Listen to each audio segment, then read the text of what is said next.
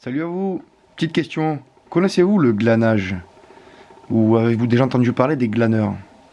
Sachez que c'est un droit d'usage sur la production agricole qui existe en France depuis le Moyen Âge. Elle se pratique 2 jours après récolte par l'exploitant, avec son autorisation, et ce, sans outils, même pas un râteau.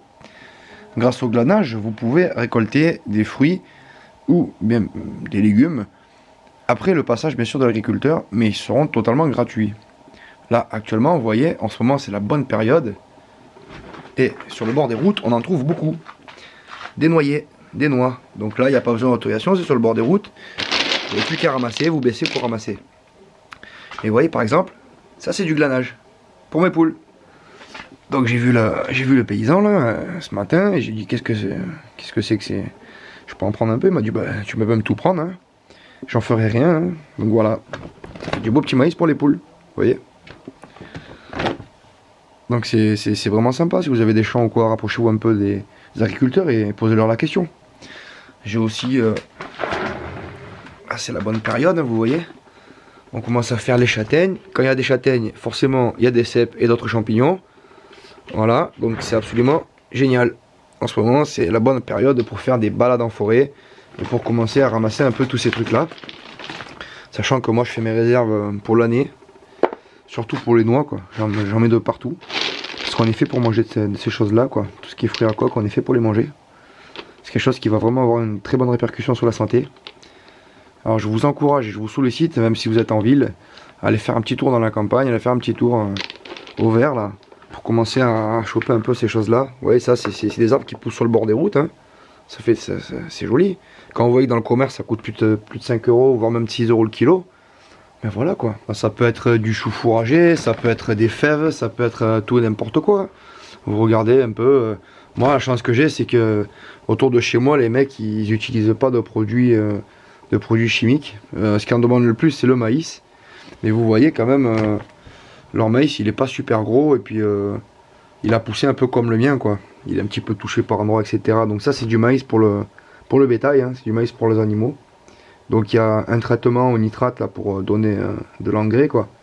Mais je les ai pas vus mettre de pesticides. D'ailleurs, ils me disent qu'ils en mettent pas. Bon, je pense qu'il doit y avoir un petit coup en début de saison, ce qui est certain. Petite précision, car j'aimerais en parler avec vous 2 secondes. Nous, on achète en hiver les céréales et le maïs de nos poules à ce même paysan. C'est un voisin. Pour info, pour ceux qui ne le savent pas et qui arrivent sur les vidéos, je suis le seul domaine habité en plein milieu d'environ 60 hectares de champs alentour, avec bocage et haies. Pour mes voisins, à 600 mètres vol d'oiseau, pas de route, isolé. Je vis quasi dans les bois de ma propriété qui le compose en grande partie. Je suis également le seul point d'eau accessible pour les animaux sauvages qui se retrouvent donc chez moi pour s'hydrater. On produit peu de céréales car on garde une grande partie de l'espace pour le sauvage endémique afin de protéger notre coin de nature. Du coup, on arrive à nourrir nos poules de notre seule production en saison, fruits, légumes et céréales, sur nos parcelles potagères, du début du printemps à la fin de l'été principalement. Donc ce maïs qu'on peut éventuellement ramasser en plein champ, c'est le même qu'on achète. Sauf que là, il est gratuit, car le paysan n'en fera rien. Et au prochain passage avec son tracteur, tout sera nettoyé en surface et mis en bordure entre mi-novembre et début décembre, où il va travailler sa terre pour l'hiver au rotavator. Pour ce maïs, j'en ai stocké 2 sacs, pas besoin de plus, car il est asséché, mais il en reste encore plein dans le champ. Je pense plusieurs centaines de kilos. Il va rapidement germer, se faire manger par les animaux ou pourrir. Concernant d'éventuels résidus de produits chimiques, même si je sais que dans mon coin ils l'utilisent peu, parce que déjà, bon, c'est plus ou moins protégé, la rivière est classée, etc. Ils respectent encore leur environnement. Ils respectent la terre et sont principalement éleveurs. Je parle autour de chez moi pour les 5-6 paysans que je connais dans le coin, car c'est pas toujours le cas et certains abusent encore de nos jours des épandages, pulvérisation, etc. Hélas, même ici, chez moi, il y en aura toujours, et ne serait-ce que pour les engrais en début de saison. C'est flagrant. Après le passage du tracteur, en début de printemps, boum, tout devient vert et ça pousse super vite, comme un coup de baguette magique. Mais bon, arrivé en fin de saison, il y a longtemps que tout ça est rincé par les pluies, pour le plus gros, même si comme de partout, on en retrouvera toujours des traces même infimes. Que ce soit du bio ou non, on vit au quotidien avec ces produits-là. Dans tous les produits qu'on utilise, la chimie est de partout. Ce qu'il faut retenir, c'est qu'en ayant une source de nourriture saine, au moins à certaines périodes de l'année, et de boissons, on permet à notre corps de se nettoyer. Même si on ne mange pas 100% véritable bio toute l'année, bon, sachez qu'en magasin, il y a du bio qui n'en est pas. Même en agriculture biologique, certains produits naturels et chimiques sont autorisés. Sans parler de traitement après récolte, et du conditionnement, et de l'énergie qu'il faut pour dépenser et l'amener jusqu'à chez vous. Dans cette même logique, il y a les produits faits en France. dans les normes en vigueur, un gage de qualité comparativement aux autres, Union Européenne et non-Union Européenne. Donc voilà, chacun fait son choix sur ce qu'il mange ou ce qu'il donne à manger. Après, un potager naturel permet de se dégager des moments de récolte où le corps peut se nettoyer et se reposer, ne serait-ce qu'un temps. Lorsque j'étais citadin, il y a longtemps, je mettais un fric fou pour ce lobbying bio. J'y croyais, mais il ne faut pas tomber là-dedans. J'ai dit le mot, lobbying. Beaucoup de poudre aux yeux. Pour du vrai bio, du naturel, faites un potager ou rapprochez-vous de producteurs locaux et allez voir sur place. Il en existe plein de partout. Pour ma part, concernant ce maïs de plein champ, ou les céréales que je donne à mes poules, en cette saison, elles ne pondent plus. Le maïs les engraisse pour l'hiver et les aide à tenir la saison froide. On ne mange pas nos poules. En saison prochaine, au printemps, elles auront éliminé les résidus et on repartira sur l'alimentation faite sur place, qui là, je le sais puisque je la cultive moi-même, sera exempte de toute trace de produits. Donc acheter les céréales en local à ces paysans l'hiver est un choix. Cela entretient mes relations avec eux. Et puis ça l'aide le paysan. J'imagine qu'il doit faire un peu de son black. Et moi, je peux obtenir de bien meilleurs tarifs. Mais pas que. Je vois aussi ce qu'ils y mettent dedans et comment ça a poussé. Il n'y a pas d'irrigation. Ici, il pleut naturellement, même en saison sèche. C'est pas transformé en croquettes. C'est frais. Et surtout, c'est local. Plutôt que de passer par des chaînes de magasins avec des provenances douteuses sans information sur les produits utilisés. De plus, en procédant ainsi, les éventuels impacts de chimie ne se retrouvent pas donc nécessairement directement dans mon assiette. Je ne sais pas pour vous, mais moi, nourrir les poules à l'année avec du véritable biologique, c'est infaisable. Je le pourrais pas pour moi-même déjà. Puis, est-ce bien nécessaire? Parfois, on doit faire des choix. Cela fait partie du jeu. Et vous, quel est le vôtre? Mais d'après le paysan, c'est une variété qui est petite, qui donne ça donne des petits épis. Et c'est une variété qui existe depuis longtemps ici. Donc il n'y a pas d'OGM.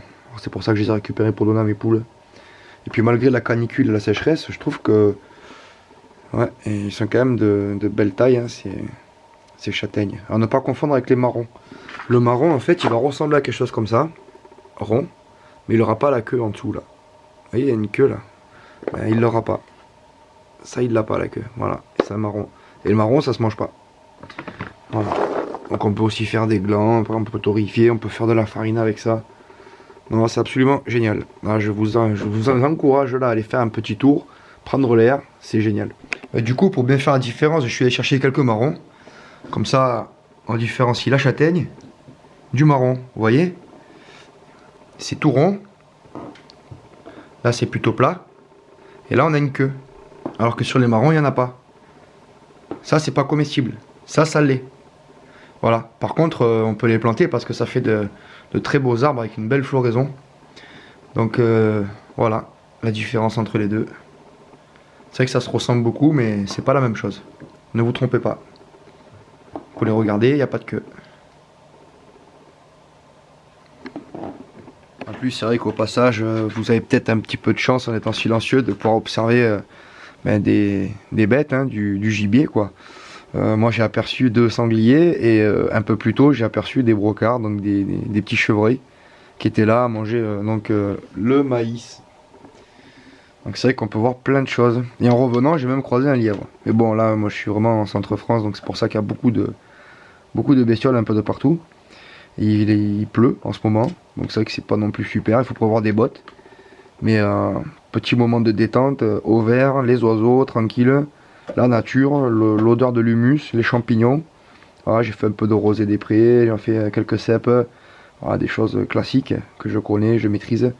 Je vais peut-être vous amener aux champignons, l'un de ces quatre, prendre l'appareil et puis aller faire un tour dans les bois pour aller voir tout ça. Donc voilà, hein, ben, je pense qu'il n'y a pas besoin d'en dire plus. N'oubliez pas que si vous devez aller dans les champs, attendez surtout une chose, c'est que les récoltes soient faites parce que sinon c'est du vandalisme. Puis on peut vous mettre des amendes, vous pouvez vous embrouiller avec l'agriculteur. Il faut rien de chouraver hein, quand c'est sur les arbres ou quand c'est pas récolté, quoi, parce que c'est pas cool pour eux, quoi. C'est pas cool pour eux, puis bon, ça évite les problèmes. Donc pareil, vu que moi j'ai récolté ça, eh ben, je vais les mettre par deux. Je vais les mettre à plat comme ça, par deux, tac, voyez, de la terre, hop. Et au printemps, là, arrivé au mois de avril-mai, je vais commencer à avoir des petites pousses partout. D'ailleurs, vous avez vu que dans mes pots, les pousses de l'année dernière sont très belles, elles font maintenant presque 25-30 cm. Hein. Je vais les repiquer là. Pareil pour les noix. Hein. Les noix, ça pousse très bien. Moi, je les mets par 3. Les noix, je les mets par 3 comme ça. Je les mets dans un pot. Et puis, ça pousse. Et le maïs, eh ben, on peut regarder, ça a déjà même commencé à germer, mais bon, pourquoi pas en faire sécher un peu, hein, pour en mettre pour l'année prochaine, mais bon, cette variété n'a un petit peu trop rien d'intéressant pour moi. On y trouve aussi de la pomme de terre, quoi dire, enfin, il y a toutes les cultures, quoi. Hein. Il y a beaucoup de cultures qui se font comme ça, et qu'après récolte, il reste par terre des tonnes de choses. Alors c'est vrai que ça se pratiquait beaucoup au Moyen-Âge. Il y avait une histoire que les seigneurs, après la récolte des paysans, avaient un droit dessus. Il fallait que les personnes soient que des personnes âgées, en situation de famine, sans ressources, ou alors des jeunes de moins de 10 ans, mais bon, ça c'était pour l'époque. Là maintenant, aujourd'hui, bon, si le terrain n'est pas entièrement clôturé, parce que ça fait partie aussi du texte de loi, on a le droit d'aller récupérer. Bien sûr, il faut avoir l'autorisation de l'exploitant. Il ne faut surtout rien abîmer. Allez, à vous les studios, ciao ciao.